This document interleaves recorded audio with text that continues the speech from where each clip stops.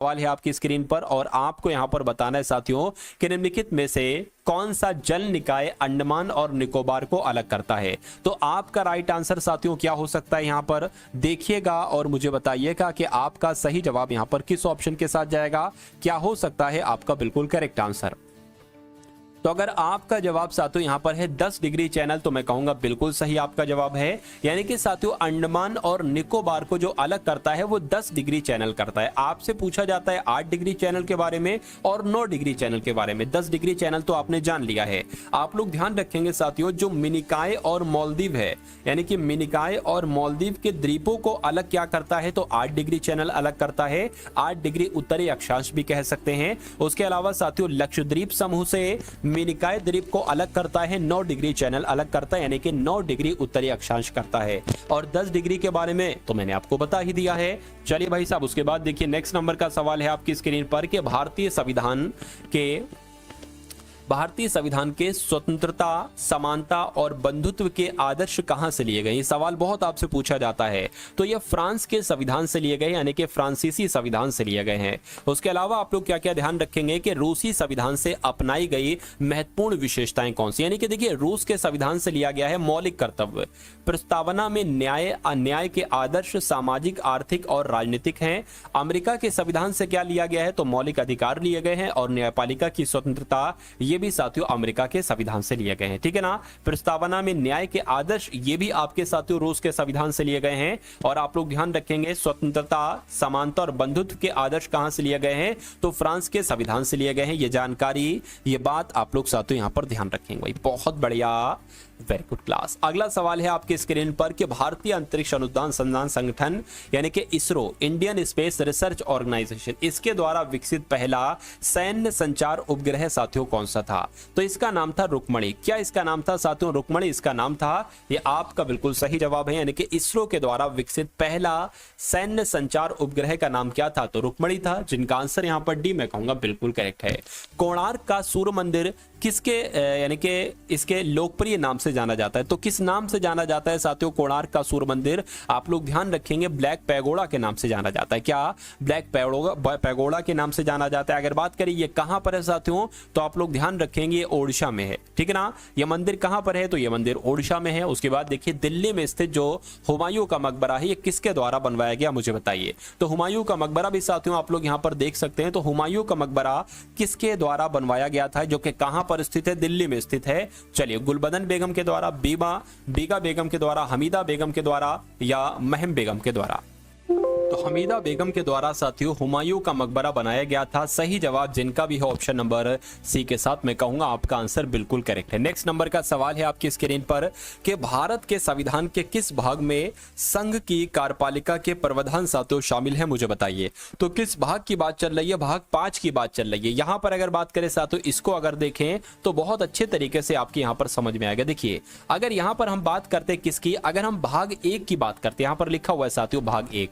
भाग 1 में जो जिक्र किया गया है वो संघ और उसके राज्य क्षेत्र का जिक्र किया गया है। और ये किसमें अनुच्छेद, यानी कि अनुच्छेद 1 से 4 तक में जिक्र किया गया है संघ और उसके क्षेत्र में। और भाग की बात करें तो भाग 1 में। भाग 2 में जिक्र किया गया है नागरिकता का। और अगर पूछा जाए नागरिकता के प्रावधान कौन कौन से अनुच्छेद में है, तो अनुच्छेद 5 से लेकर 11 में। भाग 3 में किसका जिक्र किया गया है, मौलिक अधिकार के बारे में बताया गया है। और अगर अनुच्छेद पूछे कि मौलिक अधिकार वाले अनुच्छेद कहां से कहां तक हैं, तो अनुच्छेद 12 से लेकर 35 में मौलिक अधिकारों का जिक्र किया गया है। भाग 5 की अगर बात करें साथियों, तो राज्य के नीति निर्देशक सिद्धांत हैं। और अगर बात करते हैं साथियों यहां पर अनुच्छेद की, तो 36 से लेकर 51 में। भाग 4A की बात करते हैं साथियों, तो मौलिक कर्तव्य बताए गए हैं और अनुच्छेद 51 के ए में मौलिक कर्तव्यों का जिक्र है। तो इतनी जानकारी आप लोग ध्यान रखेंगे। अब ये 4 हो गया। और भाग 5 की बात करें तो साथियों संघ कार्यपालिका के प्रावधान शामिल हैं भाग 5 में। आप सभी लोगों को यहां पर याद रखना है। उसके बाद देखिए अगला सवाल है कि निम्नलिखित में से कौन सा भारत के मेघालय का प्रसिद्ध फसल उत्सव है मुझे बताइए। किसकी बात चल रही है, क्या आपका साथियों राइट आंसर हो सकता है। तो आप लोग ध्यान रखेंगे नोंगक्रेम उत्सव। क्या भारत के मेघालय का एक तरीके से यह प्रसिद्ध फसल उत्सव है, जिस उत्सव का नाम क्या है, तो नोंगक्रेम उत्सव है। अगर आपसे पूछा जाए नोंगक्रेम उत्सव कहां पर मनाया जाता है, तो मेघालय आपको बता देना है। अब यहां पर देख लीजिए साथियों इसको, ये क्योंकि बहुत आपके लिए इंपॉर्टेंट है। उत्सव से संबंधित साथियों सवाल बहुत पूछे जाते हैं। अगर आपसे पूछा जाए साथियों क्या कि जब चारकुट उत्सव कहां पर मनाया जाता है तो मिजोरम में। अगर आपसे पूछा जाए कि सनबर्न उत्सव कहां पर मनाया जाता है तो गोवा में। अगर आपसे पूछा जाए हॉर्नबिल उत्सव कहां पर मनाया जाता है तो नागालैंड में। इतनी जानकारी आप लोग ध्यान रखेंगे। उसके बाद देखिए नेक्स्ट नंबर का साथियों सवाल है। देखिए अब यहां पर अगर बात करते हैं महात्मा गांधी जी के द्वारा प्रकाशित पत्रिका का नाम क्या है, यानी कि इनमें से महात्मा गांधी जी की पत्रिका कौन सी है, आपसे ये बात साथियों पूछी जा रही है, मुझे बताइए।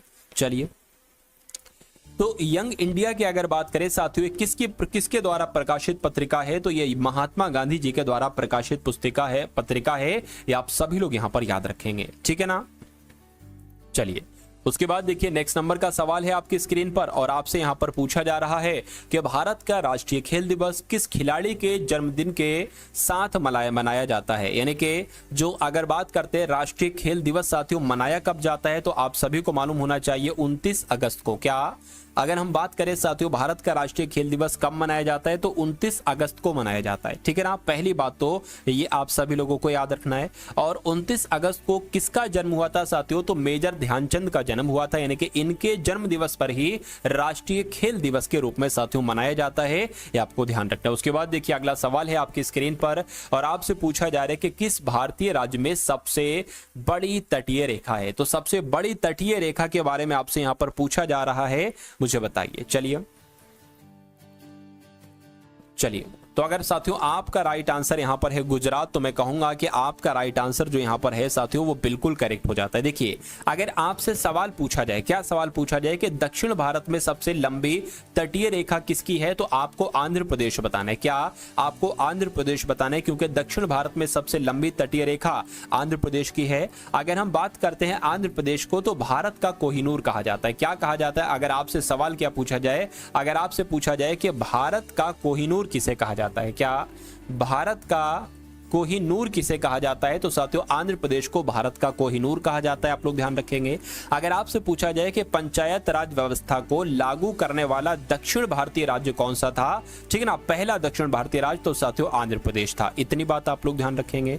चलिए भाई अब अगर बात करते हैं साथियों तमिलनाडु के बारे में तो आपको मालूम होना चाहिए भारतीय प्रायद्वीप के सबसे दक्षिणी भाग में कौन सा राज्य है तो तमिलनाडु है, ठीक है ना। उसके अलावा अगर बात करें तमिलनाडु को क्या कहा जाता है तो स्थानीय राजनीतिक दलों का किला कहा जाता है। क्या अगर आपसे पूछे साथियों स्थानीय राजनीतिक, क्या साथियों स्थानीय राजनीतिक का किला किसे कहा जाता है, स्थानीय राजनीतिक का किला किसे कहा जाता है तो तमिलनाडु को ही कहा जाता है। ये आप सभी लोग यहां पर ध्यान रखेंगे भाई, बहुत बढ़िया, वेरी गुड क्लास। उसके बाद देखिए नेक्स्ट नंबर का सवाल है आपकी स्क्रीन पर, देखिए और मुझे बताइए आपका सही जवाब किस ऑप्शन के साथ जाएगा। पूछा जा रहा है कि निम्नलिखित में से कौन भारत रत्न पुरस्कार प्राप्त करने वाले पहले भारतीय थे, बताइए। चलिए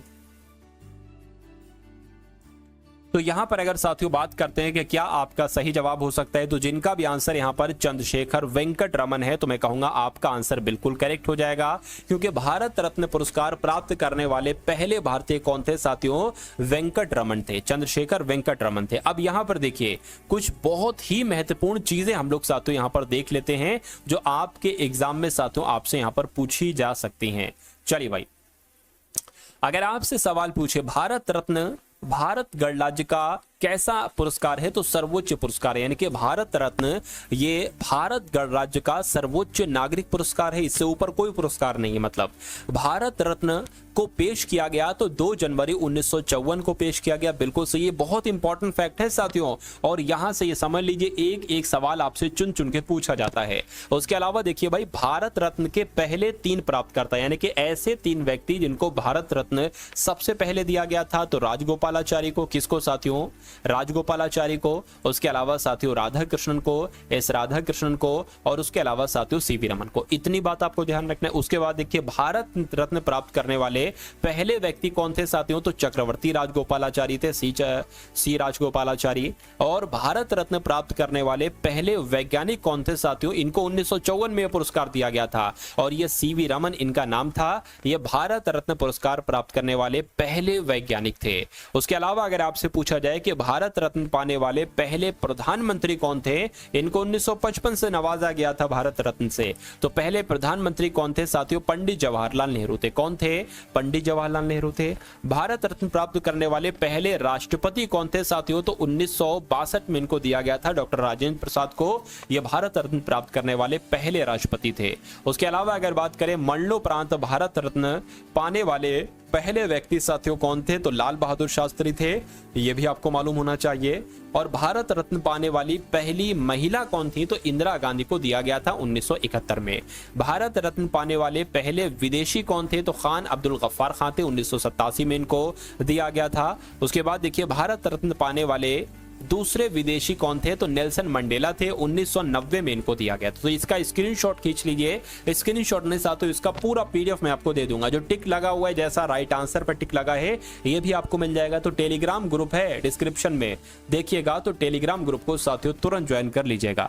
चलिए उसके बाद देखिए अगले नंबर का सवाल है आपकी स्क्रीन पर, देखिए और मुझे बताइए कि आपका सही जवाब क्या होगा। कह रहे कि किस विटामिन की कमी से स्कर्वी रोग होता है? तो स्कर्वी रोग की अगर बात करें साथियों, विटामिन सी की कमी से कौन सा रोग हो जाता है? तो विटामिन सी की कमी से साथियों स्कर्वी नामक रोग हो जाता है। यह आप सभी लोगों को मालूम होना चाहिए भाई। बहुत बढ़िया, वेरी गुड क्लास। चलिए साथियों अब यहां पर अगर बात करें, जो कि बहुत इंपॉर्टेंट चीजें यहां पर हैं, यहां पर अगर बात करें देखिए विटामिन ए की अगर बात करें तो रासायनिक नाम क्या है? रासायनिक नाम है इसका रेटिनॉल। क्या इसका रासायनिक नाम है? इसका रासायनिक नाम है साथियों रेटिनॉल, ये आप लोग ध्यान रखेंगे। उसके अलावा साथियों रोग क्या हो जाता है अगर इसकी कमी हो जाए विटामिन ए की? तो रतौंधी नामक रोग हो जाता है।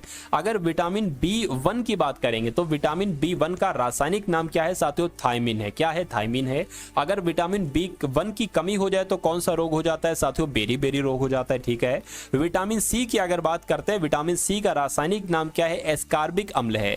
और विटामिन सी की अगर बॉडी में कमी हो जाए तो स्कर्वी नामक रोग हो जाता है। यहां से भर भर के सवाल पूछे जाते हैं, ये समझ लीजिए साथियों 15 से 20 सवाल तो आपके इसी लिस्ट से बन रहे हैं। चलिए विटामिन डी की अगर बात करें तो इसका रासायनिक नाम क्या है? कैल्सीफेरॉल है। और विटामिन डी की कमी से कौन से रोग हो सकते हैं साथियों? एक तो ऑस्टिमलेशिया हो सकता है और रिकेट्स नाम का रोग भी हो सकता है। विटामिन के की कमी से साथियों रक्त का थक्का ना जम पाना, यानी कि अगर चोट लग जाए ना किसी के तो वहां पर रक्त का थक्का नहीं बन पाता है, खून का बहाव जारी रहता है, खून निकलता रहता है। आपने देखा होगा कहीं पर कभी भी आपके चोट लगी तो खून थोड़ा सा निकला फिर खुद बंद हो गया खून। लेकिन अगर किसी की बॉडी में विटामिन के की कमी होती है तो खून बहता रहता है, फिर उसकी साथियों मृत्यु भी हो सकती है। चलिए खैर अगर बात करें साथियों इसका रासायनिक नाम क्या है? तो फिलोक्विनोन इसका साथियों फिलोक्विनोन इसका रासायनिक नाम है। विटामिन B2 की अगर बात करें साथियों इसका रासायनिक नाम क्या है?